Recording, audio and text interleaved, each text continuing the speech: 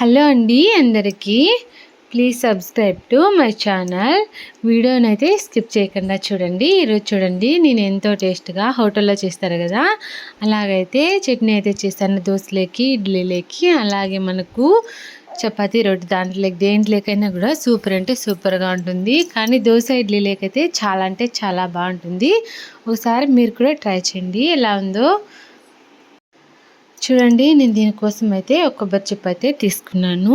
ఇదైతే సన్నగా ఇలాగైతే పీసెస్ లాగా బాగా నీట్గా అయితే ఇలా అయితే కట్ చేసుకున్నా. తర్వాత 3 తెల్లగడ్డలు పొట్టు తీసి పక్కన పెట్టుకున్న. మీడియం సైజ్ ఎర్రగడ్డ ఒకటి, ఒక 10 వరకు ఇలా పచ్చిమిర్చి తీసుకున్నా. చూడండి మనకు ఇవైతే సరిపోతాయి. తర్వాత పల్లీలు ఉంటాయి కదా మనకి, ఆ పల్లీలు అయితే ఒక 2 పిరికిలన్నీ నీట్గా అయితే ఇలా అయితే వేయించుకోవాలి దూరగా.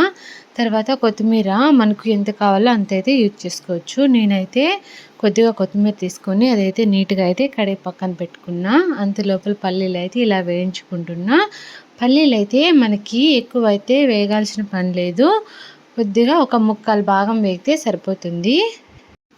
ఇలాగా పల్లీలన్నీ వేయించుకొని మిక్సీ జార్లోకి తీసుకోవాలి. తర్వాత పచ్చిమిర్చి ఉంటాయి కదా, పచ్చిమిర్చి అయితే ఒక 10, కారం ఎక్కువ తినే వాళ్ళైతే ఇంకా ఎక్కువైనా యూజ్ చేసుకోవచ్చు. నేనైతే బాగా కారం ఉండేటివి ఒక 10 వరకు అయితే యూజ్ చేస్తాను. అందులో కొద్దిగా అయితే ఆయిల్ వేసుకొని నీట్గా అయితే ఫ్రై చేసుకోవాలి. ఇట్లా మాడిపోకుండా ఫ్రై చేసుకున్న తర్వాత పల్లీలు అందులో అయితే వేసుకున్నాను. తర్వాత పచ్చిమిర్చి కూడా ఇందులోనే యాడ్ చేసుకోవాలి. పచ్చిమిర్చి ఇలా చల్లగా అయిన తర్వాత యాడ్ చేసుకుంటే కొంచెం బాగుంటుంది. తర్వాత పచ్చి కొబ్బరి, మనము పక్కన ఎర్రగడ్డలు, కొత్తిమీర, తెల్లగడ్డలు అవన్నీ పెట్టాము కదా, అవన్నీ ఇందులోకి మొత్తం అయితే అన్నీ ఇందులో వేసుకోవాలి. కొబ్బరి అయితే వేయించాల్సిన పని లేదు. కొబ్బరి వేయించడం వల్ల మనకి అంత టేస్ట్ అనేది రాదు. కొబ్బరి వేయించుకోకుండా ఇలాగే పచ్చిది వేయాలి. తర్వాత తెల్లగడ్డలు, కొత్తిమీర, ఎర్రగడ్డలు, ఇందులోకి కొబ్బరి, పల్లీలన్నీ వేసి ఇందులో తగినంత అయితే రాళ్ళు ఉప్పు వేసుకోవాలి. మనకి ఉప్పు ఎంత కావాలో ఫస్ట్లో అయితే చూసుకొని వేసుకోవాలి. అందులోని కొద్దిగా చింతపండు వేసి మనకి ఎన్ని వాటర్ కావాలని వాటర్ పోసుకొని నీట్గా అయితే ఈ విధంగా అయితే మిక్సీ పట్టుకుంటే సరిపోతుంది. చూడండి ఇలా మెత్తగా మిక్సీ పట్టుకోవాలి. తర్వాత స్టవ్ వెలిగించి పెన్ పెట్టి అందులో ఒక పెద్ద గరిటె ఉంటుంది కదా, దాంతో అయితే ఆయిల్ వేసుకొని 1 స్పూన్ అంత జీలకర్ర, 1/2 టేబుల్ స్పూన్ ఆవాలు వేసుకోవాలి. చూడండి నేను ఇక్కడ చూపిస్తున్న విధంగా అయితే వేసుకుంటే సరిపోతుంది మనకి.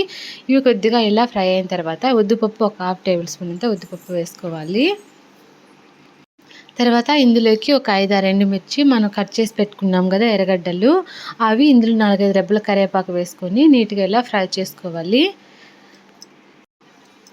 ఇలా మాడిపోకుండా నీట్గా ఫ్రై చేసుకోవాలి. ఎర్రగడ్డలు అనేటివి మనకి బాగా వేగాలి ఈ తాలింపు అనేది. ఇది తిరగవాత బాగా వేగడం వల్ల మనకి టేస్ట్ అనేది బాగా వస్తుంది.